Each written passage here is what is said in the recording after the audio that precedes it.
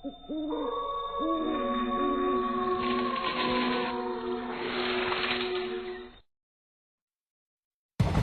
का वक्त था। कस्बे से दूर बसे पुराने गांव भैरवपुर की गलियां हर रोज की तरह सुनसान हो चुकी थी।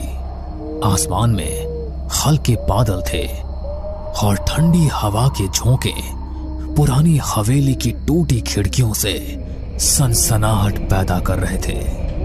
गांव के लोग इस हवेली के पास से भी नहीं गुजरते थे। कहते हैं यहां अजीब अजीब आहटें सुनाई देती है, जैसे कोई अनदेखा इंसान आस पास घूम रहा हो। रीना अपने दोस्तों के साथ गांव घूमने आई थी।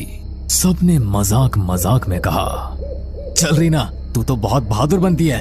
अगर सच में हिम्मत है तो फिर हवेली के अंदर चल।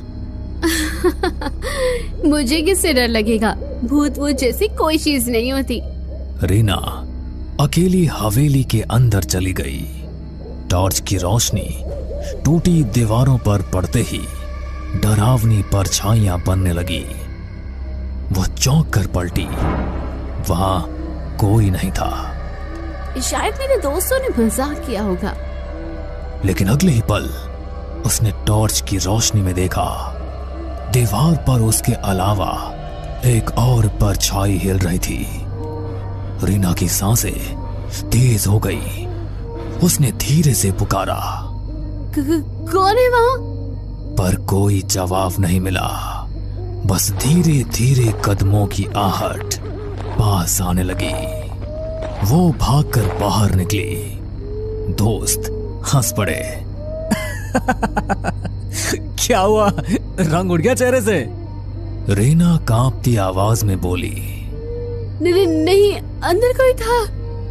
दोस्तों ने मजाक उड़ा दिया। लेकिन उस दिन के बाद से रीना के साथ अजीब घटनाएं होने लगी। कभी रात में उसके कमरे में किसी के चलने की आवाज आती, कभी शीशे में उसके पीछे कोई धुंधली परछाई दिखाई देती। गांव का नाई रघु रोज रात को देर तक दुकान बंद करता। एक दिन जब वो तालाब के किनारे से घर जा रहा था तो उसे लगा कोई उसके पीछे पीछे चल रहा है। कौन है बे? सामने आ। पर कोई जवाब नहीं। वो तेज कदमों से चलने लगा, लेकिन नाहट भी उतनी ही तेज हो गई।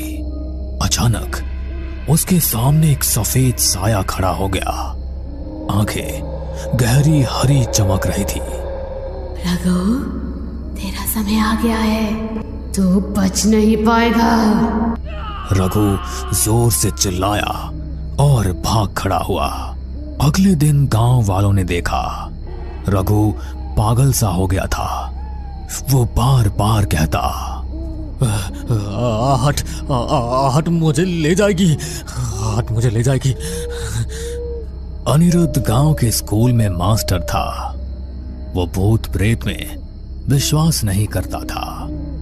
लेकिन एक रात जब वो हवेली के पास से लौट रहा था तो उसने साफ साफ सुना जैसे भारी जूतों की आवाज उसके पीछे से आ रही हो। अरे ये कैसी आवाज है? यहां तो कोई और नहीं है।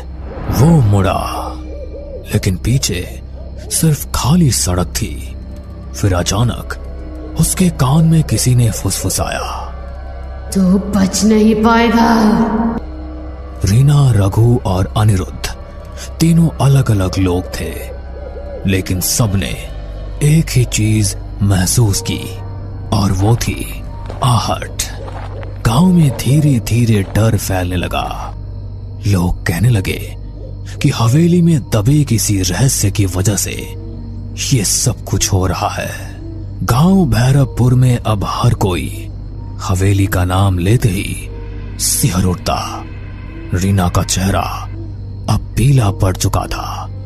रघु पागलपन की हद तक डर चुका था और अनिरुद्ध मास्टर भी अब रात को अकेले निकलने से कतराने लगा था। लेकिन ये डर यहीं नहीं रुका। सविता रोज रात को अपने आंगन में तुलसी को दिया जलाती थी। उस रात भी उसने वैसा ही किया, लेकिन जैसे ही दिया जलाया उसे लगा मानो आंगन में कोई खड़ा है। कौन है वहां? अंधेरे में कुछ भी नहीं दिखा, लेकिन हवा का एक तेज झोंका आया और दिया बुझ गया। सविता ने माचिस जलाई, तभी देखा आंगन के कोने में एक औरत खड़ी थी, काली साड़ी में, बाल बिखरे हुए। हे भगवान! वो औरत धीरे धीरे आगे बढ़ी और उसके कान में फुसफुसाई, आहट सुनो, आहट सुनो, तुम्हें कोई लेने आ रहा है। सविता चीख पड़ी। घर वाले दौड़े, लेकिन वहां कोई नहीं था। अगर यहां कोई आत्मा है तो आज मैं उसे शांति दूंगा, वो मंत्र पढ़ने लगा। तभी हवेली की सीढ़ियों पर धीमे धीमे कदमों की आवाज आई। कौन है वहां? कोई जवाब नहीं, लेकिन अचानक उसके सामने लोहे की जंजीर अपने आप हिलने लगी। मोहन घबरा गया, लेकिन हिम्मत करके मंत्र पढ़ता रहा। तभी दीवार पर खून से लिखा उभर आया, आहट से बचना नामुमकिन है। मोहन के हाथ से माला गिर गई। वो भागते भागते गांव लौटा। ये जगह अशुभ है, वहां कोई अनदेखी शक्ति है। अमर गांव और कस्बे के बीच बस चलाता था। एक रात उसकी बस में कोई भी यात्री नहीं था। बस सुनसान सड़क से गुजर रही थी। अचानक उसने देखा बस की पिछली सीट पर कोई बैठा है। उसने शीशे में देखा सफेद कपड़े पहने एक आदमी, जिसका चेहरा धुंधला था। अरे कौन है? टिकट तो लो। कोई जवाब नहीं। अमर बस रोककर पीछे गया। सीट खाली थी। वो लौटकर ड्राइवर सीट पर बैठा। तभी उसके कान में आवाज आई, बस चलते रहो, आखिरी मंजिल तो मेरे पास है। अमर की हालत खराब हो गई। उस दिन के बाद उसने रात में बस चलाना ही छोड़ दिया। गांव वालों की दहशत सुनकर पुलिस ने जांच के लिए डीसीपी अरविंद को भेजा। अरविंद बहुत तर्क संगत इंसान था। भूत प्रेत की बातों पर हंसता रहता था। अरे ये सब अंधविश्वास है, मैं खुद हवेली जाऊंगा और देखूंगा। रात को वो टॉर्च लेकर हवेली पहुंचा। दीवारें खंडहर हो चुकी थी, लेकिन अचानक सीढ़ियों पर भारी कदमों की आहट गूंजी। रुको, कौन है वहां? उसने टॉर्च जलाई। सामने कोई भी नहीं था, लेकिन अगले ही पल उसे लगा जैसे किसी ने उसके कंधे पर हाथ रखा हो। वो पलटा, वहां सिर्फ हवा थी। फिर उसने कानों में साफ सुना, तू सच जानना चाहता है तो तहखाने में उतर। अब तक अलग अलग लोगों ने अलग अलग तरीके से आहट सुनी थी। सब घटनाएं अलग अलग थी, लेकिन एक ही बिंदु पर जाकर जुड़ती थी, आहट। मुझे लगता है हवेली में कुछ राज छिपा है। जब तक पता नहीं चलेगा, ये सब हमें चैन से नहीं जीने देंगे। अरे तू पागल हो गई है क्या? तू फिर से वहां जाना चाहती है? हाँ, अगर सच्चाई सामने नहीं आई तो यह आहटें हमें ऐसे ही डराती रहेगी। गांव भैरवपुर अब दहशत का पर्याय बन चुका था। लोग रात को घर से बाहर निकलना बंद कर चुके थे। हर कोई वही सुनता, धीमे कदमों की आहट। रीना का डर अब जिज्ञासा में बदल चुका था।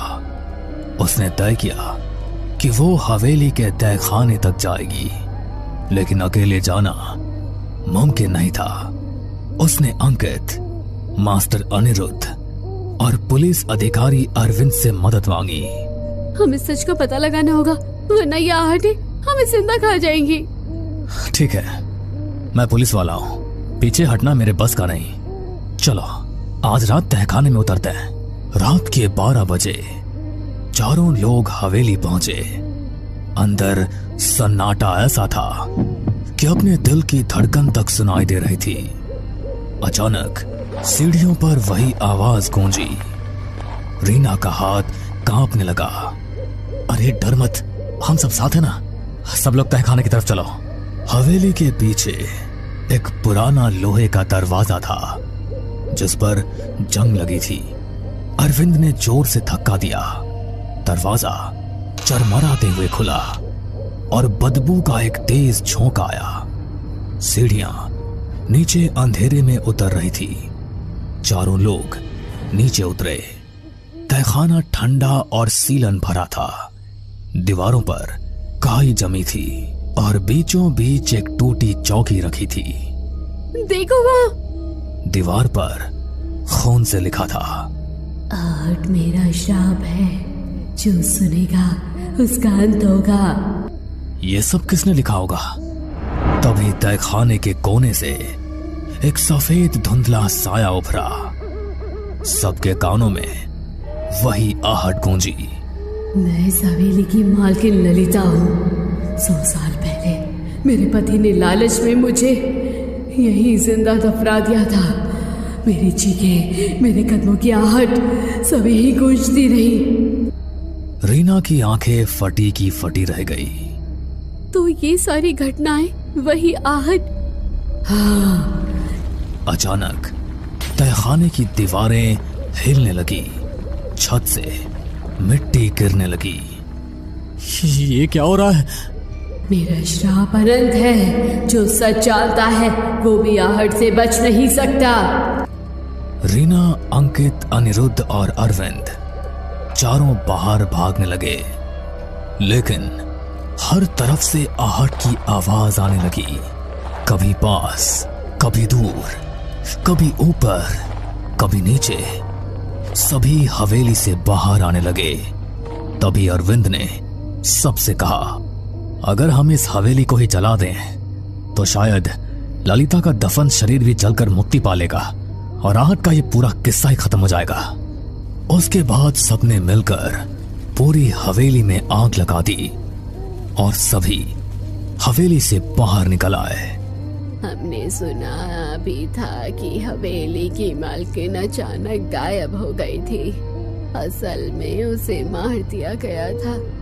फिर अगले दिन लोगों ने हवेली में सामूहिक पूजा करवाई। उस दिन पहली बार कई सालों बाद गांव में रात शांति से बीती। लेकिन कुछ दिनों बाद रीना अपने कमरे में पढ़ाई कर रही थी। खिड़की से ठंडी हवा आई।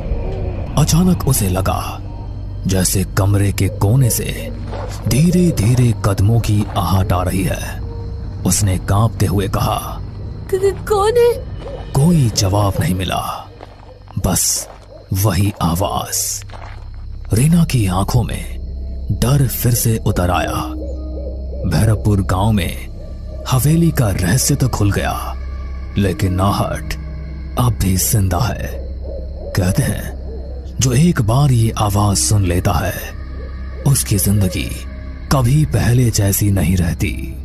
आहट सिर्फ एक आवाज नहीं बल्कि एक अंधे का साया है जो हर जगह आपके पीछे पीछे चलता है। बस कभी वो आहट सुनाई देती है और कभी नहीं सुनाई देती, पर डर की दस्तक लेकर आहट सभी के आसपास चलती रहती है। हमें पूरा यकीन है दोस्तों कि आप लोगों को ये कहानी जरूर पसंद आई होगी। अगर आपके साथ भी कुछ ऐसे अनकहे किस्से हो चुके हैं तो प्लीज हमारे साथ शेयर करें। हम जरूर अपने चैनल पर उनको दिखाएंगे।